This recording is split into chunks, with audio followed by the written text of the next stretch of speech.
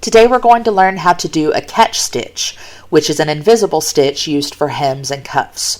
So if you want to grab your fabric, hand sewing needle, scissors or snips, waxed thread or silicone, and an iron, we'll get started. As you can see, I've created a cuff on my fabric by folding over twice and pressing. This is what the inside of a hemmed pair of pants, cuff of a sleeve, etc. would look like. So I've threaded my needle, doubled it over, and knotted it. And I'll just start by making a little bite in the cuff of the fabric. As you can see, that knot sits right on top of the cuff, right in the fold.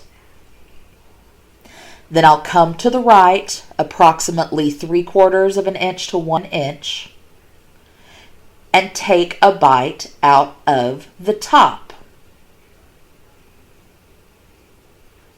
As you can see, when I take a bite, I'm going from right to left.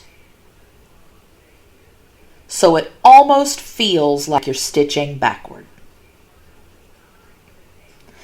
Come back down into the cuff about 1 inch from your last stitch. Take a bite from right to left. Pull it tight, but not too tight. You don't want it to bunch.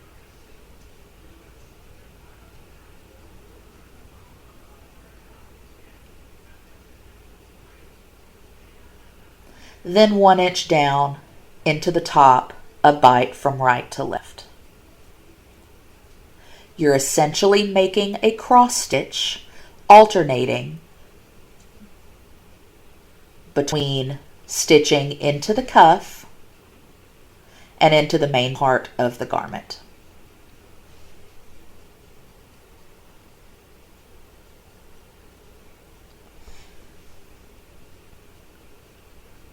Again, always stitching right to left, alternating between the cuff and the garment.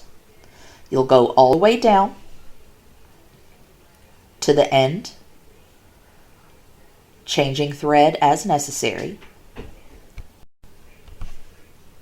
When you reach the end of your thread or your garment, you'll tie off as you usually do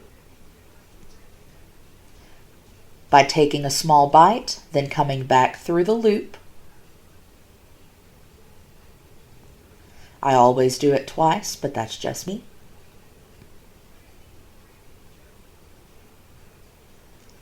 Snip your thread, and as you can see on the outside of your garment, you have an almost completely invisible stitch.